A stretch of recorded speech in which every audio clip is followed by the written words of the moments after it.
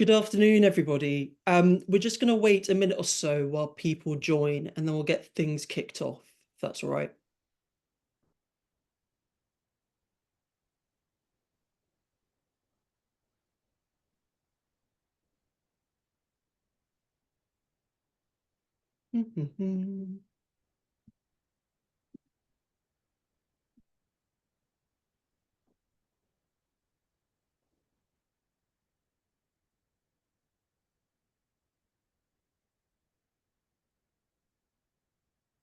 I think we'll get things started then. Thank you, everybody, for attending today.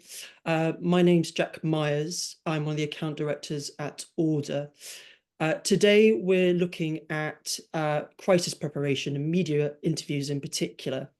Um, just before I get into proper introductions, just a bit of housekeeping. So we're planning to have a discussion for about 30 minutes this afternoon, after which we'll have a Q&A if we have time. You'll see that there's an icon on your toolbar which says Q&A. If you have any questions over the course of the discussion, just submit it there. And if we get time, we'll address those at the end.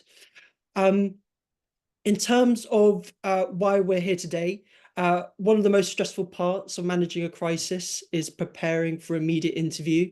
And while you might be faced with a crisis, you don't want your media performance to mean that you become the face of a crisis.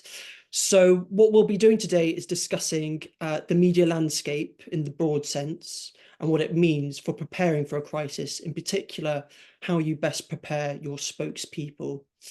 So today we're delighted to have Mike Pearce, who leads a lot of our broadcast training here at Alder. Mike's been a journalist since he left school, when he went to work for his local, the Ealing Gazette. From there, he went on to BBC London TV and radio before moving to ITV. And for the last 3 decades, he's been working for ITV in the South. Over the years, Mike's covered every conceivable story, from 9/11 to plane and rail crashes to grilling prime ministers. And he's reported nationally and produces numerous documentaries and news programs. On a lighter note, he's also ITV News' correspondent covering Eurovision. So thanks for joining us today, Mike. Good to meet you. Just before we start, we're going to run a quick poll just to see how recently your spokespeople were media trained. So you'll just see a box flash up on your screen asking when the last time your spokesperson or spokespeople received media training. We'll just wait a few seconds for people to respond to that.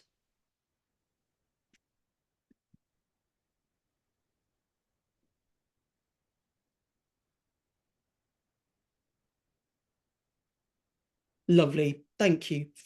I think actually the pose is a fairly good segue into our discussion just about the media, Mike, because obviously the media landscape has been changed in quite significantly over the past few years, not just with the rise of social media, but also the move from print to digital and online news. So maybe just as a first question, it'd be really interesting to know what you think this has meant in terms of how it's changed the way journalists gather news or how media outlets prioritize news gathering. Yeah, and I think, to start off with, going back sort of when I first started, how would we get our news? It would be from the press release, it would be from your contacts, it would be through keeping a diary for readers, viewers, listeners calling in with stories, perhaps, would be the key ways that we sort of got news. The big game changer over those years has been social media. Social media is where, say, where I work at ITV, we get around, I reckon, 20 to 30% of our stories from social media. We are searching out those stories. We are following celebs. We're following the councils, the schools, everybody locally. And in the office I work, they've got giant screens, and some of them are on X, some of them are on Facebook. They're searching the local Facebook pages for stories. And that's where we get so much of it from as well. So I think that's been the biggest change over the years. And I think that's, right across all forms of media, really. What it means is news is much more immediate. It's much more happening. It's much more happening now. But of course, if you say something wrong, potentially we get hold of that and that becomes the story. So I think, it's an interesting concept, the whole thing. But I think if you talk to any journalist now, they would say that definitely has been the big kind of change over the years. what I think is interesting, though, is more people than ever before. In fact, more people now rely on social media and online for their news than ever before. In fact, it's more than traditional media. Latest Ofcom figures, I think it's about 71% of people say that's where the main source of news is now, and broadcast newspapers are now below that. So it's a really different sort of place where we are. What I would say, though, is trust. Trust is around 30% online compared to around 70%. I think the BBC has the highest trust rating, followed by ITV and the newspapers. So it's a very sort of different story around that, what people actually believe when they're reading it via traditional or social or online. The other big change has been technology, the way we gather news. We have, live satellite trucks that used to cost hundreds of thousands of pounds have been replaced by something this size, where you can have a number of SIM cards, mobile phone SIM cards. It marries the signal together, and you can get a full quality live via that using a big camera. Or the BBC are now using on the 6 o'clock, 10 o'clock news iPhones to do lives as well. And certainly in the riots that took place, most of that footage that was gathered by the broadcasters and others was just done on mobile phones because they didn't want to be at the centre of everything now. And reporters, certainly broadcast reporters now film their own content and edit their own reports. So I think that has changed quite massively as well. And I think one recent example actually of the whole social immediacy thing. I think the MP in the Northwest in the news this week, suspended by Labour yesterday. The footage initially for that story came from a mobile phone. Then the Daily Mail yesterday managed to get some CCTV from a local company. Some of these stories, some of these crises would never have been reported in the past. It's only because we now have those pictures, we now have those stories coming into us. It's dramatically changed the way we report things. The final thing I would just say on that is I think the type of story has changed as well over the years. I think we're not much more people orientated. There's a phrase that goes around newsrooms says that people make stories. And I think if you read the media, if you look at the media, we're much more looking for those human stories. We want the wrongdoing. Yes, we want the celebrity wrongdoing even more in the MPs, but we tell our stories through human beings and people. And lots of those stories, I think, are now more prominent than they were in the old days. I think that's all really interesting. I think two things I'd pick out is because of the rise of social media, because of the rise of online news, it feels like a lot of news is now image led. So it's the kind of, that's the kind of breaking news, it's the video, it's TikTok, it's things are breaking so much faster than they ever were breaking. I just think it's a really important trend to kind of notice and recognize. But the other part is you mentioned, journalists now kind of record on their mobile phones and all of that. But there's also this thing of like, but everyone's a journalist now, aren't they? Anyone can record. An organization could be stopped, in the street. A leader could be stopped in the street with someone kind of pushing a phone in their face. I think it actually just it underlines the importance of having spokespeople kind of not only kind of identified but trained, just because, and particularly in our work, across our crisis work, we see people being doorstepped that would never have been doorstepped a decade ago. It is not just kind of big chief execs or MPs, it's leaders in schools and charities, of kind of smaller kind of healthcare providers. So it's that immediacy, but it's kind of journalists are able to gather news, are far more direct in their approaches, I think, nowadays than maybe they were 10 or so years ago. So that leads me on to my next question, which is a lot of what we're trying to talk about here today is spokespeople. So, when things are getting tough, sometimes you're going to have to put someone up to speak on behalf of your organization. So maybe, I don't know whether from your experience, you have some ideas of what qualities make a good spokesperson.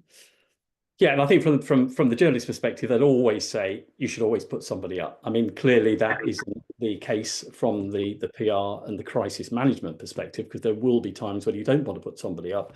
But when you do, There are things I think what we need from those people. Firstly, I will always say to any organisation is you need more than one spokesperson available. You sometimes ring up an organisation and say, "Can you do an interview?" And they say, "Well, the only person available is the only person allowed to do interviews is the managing director, but he's away this week." And you say, "Well, what about somebody else?" We haven't got anybody else. So I think the first thing is you need a range of voices to speak on your behalf, if you can possibly can. Then I think, the key thing for me is it's not just what you say, it's also how you say it. You need to come across as being believable. Passion, authority are the key things that I always say. And I think one of the things that can lead to that is practice, because I think people don't practice, they don't prepare enough. But certainly, I think in terms of the media spokespeople, they kind of are the qualities that they need, really. But it's thinking about it. What's the headline message? What's the one thing we want to get across in this interview? Do we have some stats that we can use that can't be turned around and used against us? What are our other two or three key messages? So I think those are the kind of sorts of things that organizations need to think about. And for me, sometimes, they say, well, it has to be the CEO because there is nobody else. But is he the best performer? Is she the best performer? I think for me, it's all about the performance and believability. We've all watched interviews where you think, I don't really believe what that person's saying. It wasn't, with conviction. And how you are in yourself. We have a saying that says, if it's something positive, you can hear somebody smile on the radio just because they're being positive and they're being really excited about whatever they're talking about.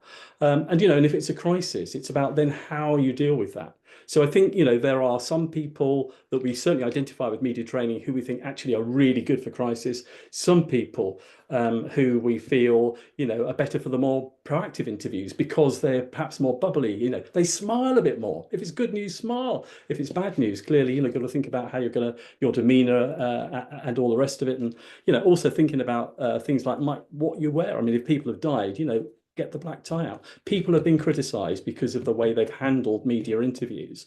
And I think that's another interesting thing is I think the media is now much more looking at the way organisations and companies deal with the media. Oh, absolutely. I think, just to take an earlier point you were making about just identifying spokespeople, it's often what we find is, unfortunately, organizations only have one nominated spokesperson, and then they're in a lot of trouble if that spokesperson, for whatever reason, is taken ill or just cannot do the interview. But I also think it's why training can be actually really useful exercise if you haven't found a spokesperson, because it's a really good way of just working out who might be good for those different types of interviews. On the different types of interviews, because most organizations will have some dealings with the media on a fairly regular basis. If they've got good media relations, good PR, they may be doing a lot of positive interviews. And I'm just wondering here then, what is different in terms of the preparation, how you prepare differently for a positive interview versus a potentially hostile interview in the midst of a crisis? Yeah, and I think, to an extent, the crisis interviews, I think, are safer. And I say that because normally something's gone wrong, there is a crisis, and there are limited things that you will say. It may just be that, we are sorry, we're dealing with it, doing all we can, looking after those impacted, that kind of sort of sentiments. And when the journalist comes to do those interviews, it's just that one subject, that one topic they're there to cover.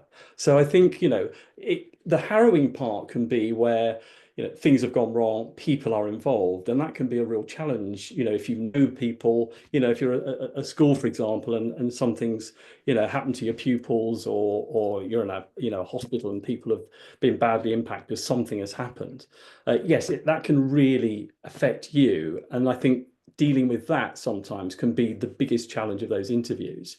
But in terms of what you're saying, there tends to be a number of very concentrated messages. As I say, top headline message, a few other things you want to say, and what we're doing for people is kind of it. The real difference, I think, for a more proactive and more positive interview is they tend to be longer, they're more relaxed, and you're not quite sure where that interview is going to go. Because I've said to you, I want to talk to you about, your brand new school or whatever. So I sort of come along.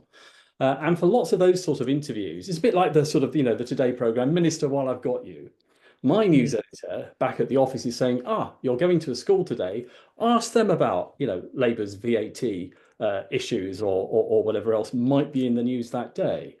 And I think so the preparation for those interviews is very different because you have to think about what else is in the news, anything else that's kind of on the agenda or being discussed that I could be asked about, or something locally. So I think those interviews can be more difficult because, of course, what you find is, or what you can find is, if you stray off what you want to say, if you stray off your messages, that could become the story. And people say, but it wasn't on the press release. They say it wasn't the point of the interview, but you said it.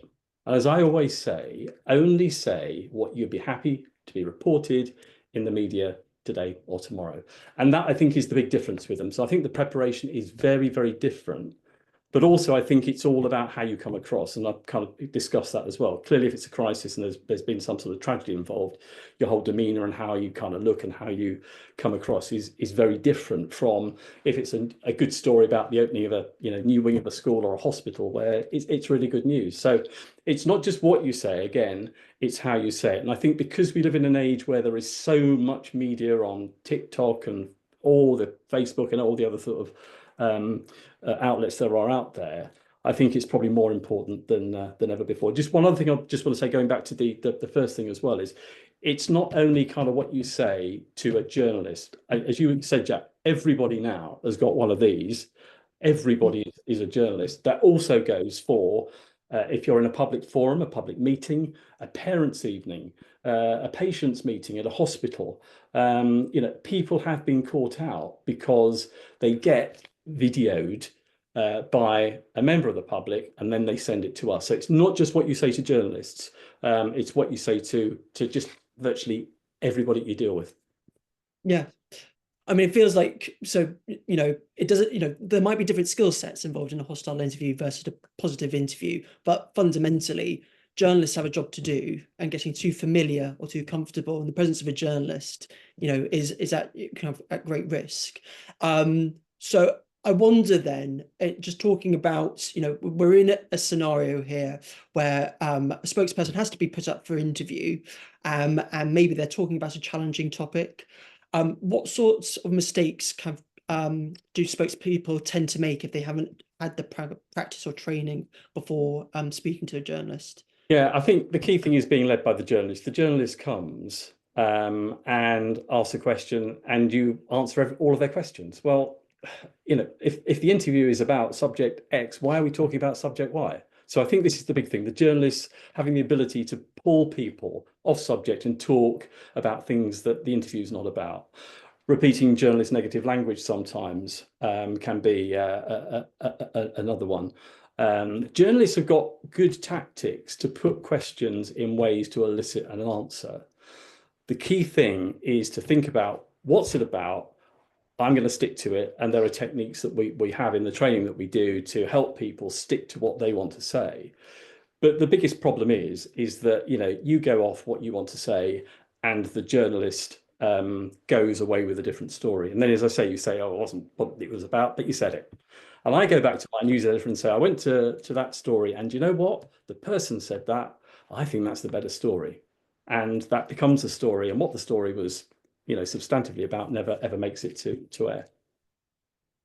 So I think on that note, I think it might be quite interesting to look at some example of a good interview and maybe an example of a not so good interview. If we start with a not so good one, Sarah, if you wouldn't mind lining that up. But in the meantime, Mike, could you just give us a bit of context as to why this interview came about? Yeah, this guy's called Gary Southern. He's the boss of a water company. It's really hot. No one's had water for 24 hours. All the media have gathered outside, and Gary comes out and is going to talk to the media. As I say, no one's got any water. There's a chemical leak. It's really hot, and this is what Gary has to say. Look, guys, it has been an extremely long day. I'm having a hard trouble talking at the moment.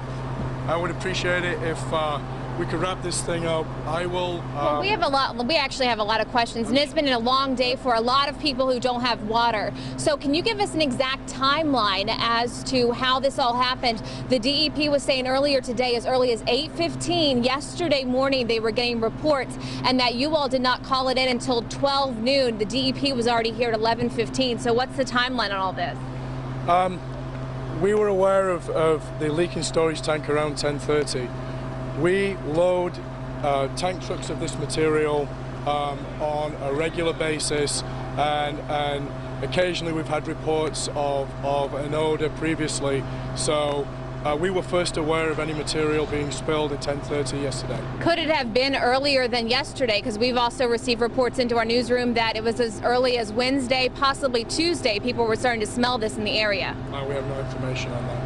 Are there no systems in place to alert you of a leak at your facility other than a smell? At this moment in time, I think that's all we have time for. So thanks for coming. Thanks for your time. We have more questions. Hey. No, we're not done. You're not done. We're not done. No. Anyone else have any other questions? So could have gone a bit better.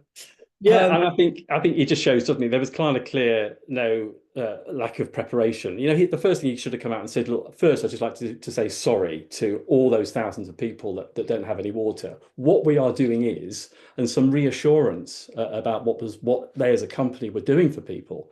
But I think he was just led again by the journalist. They'd waited out there all day, and I think they were pretty angry when he did come out. But there was a lack of what is really important, and that is control. You need to be in control of any situation. That is effectively a bit of a press conference. It could have been a doorstep situation like that, but whatever. I think he basically had no control. He should have had some messages that were reassuring, and it wasn't there. And of course, to be drinking the water. And that's what I say. It's not just kind of what you say, it's how you say. Think about the backdrop and all that kind of stuff as well.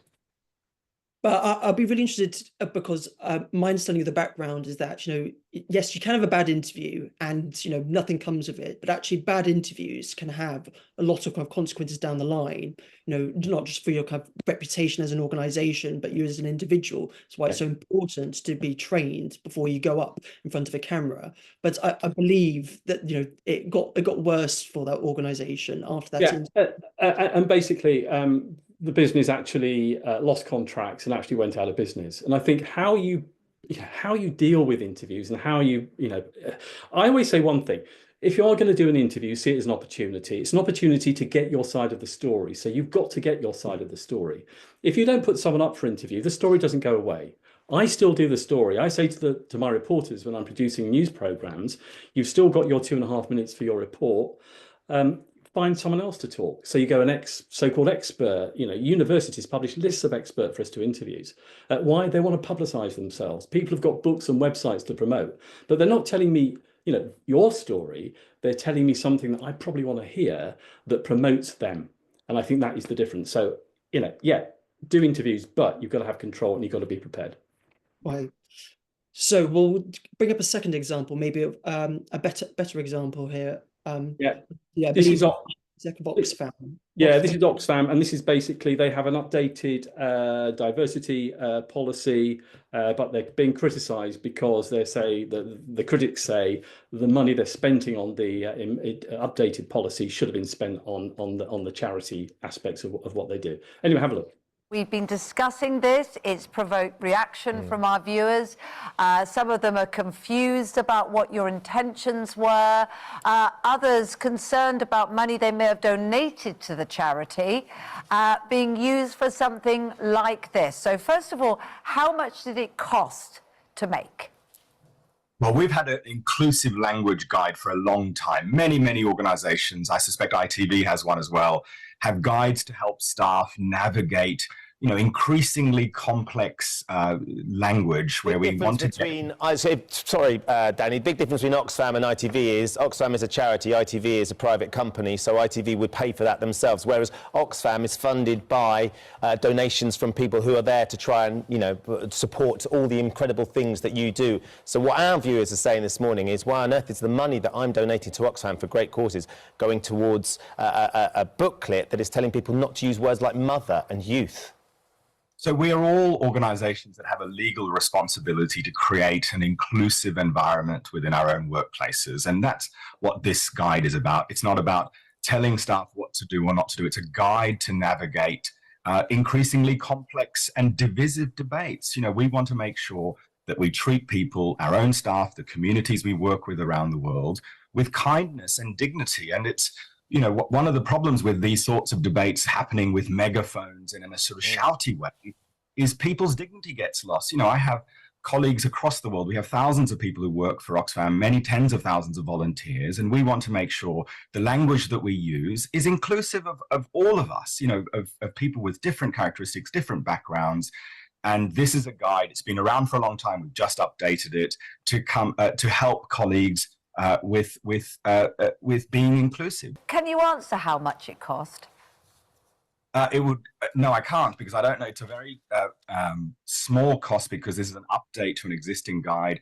A lot of our colleagues who care deeply about these issues are active in our staff networks to promote inclusion. They go over and above, work really hard to make sure that Oxfam is an inclusive workplace. But let me just come back on this question around what we've learned as an organization working to end poverty around the world for 80 years. And that's what's really important, is the how matters as much as the what. You know, we work in diverse communities all across the world. And what we're learning is, if we're going to end poverty, we have to take everyone with us. And using inclusive language is an important way of showing dignity and respect to the people.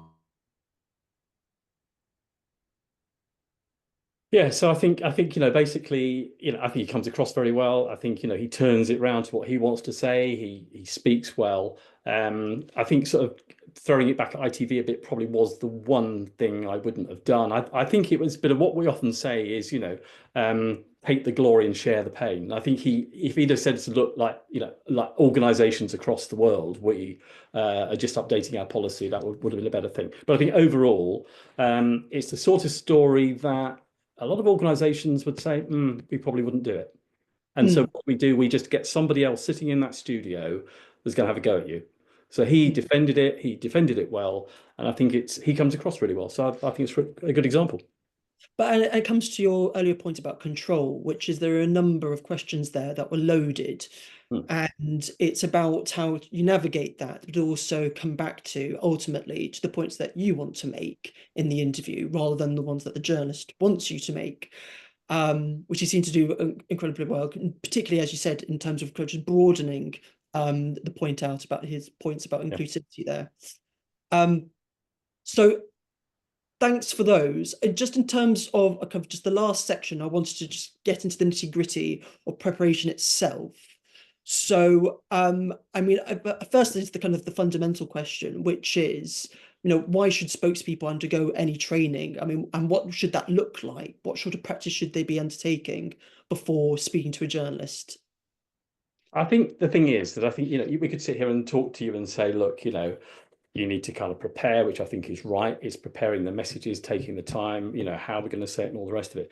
But it's the practice that really makes it, because I think unless you are doing, you know, some mock interviews and the person who's interviewing you is sort of playing devil's advocate to try and get you, you know, to say something, until you've experienced that, I think, you know, you just don't get it really. And I bumped into somebody only last week who said to me, you interviewed me 28 years ago and you got me to say something I wish I hadn't. He said, I got myself some media training.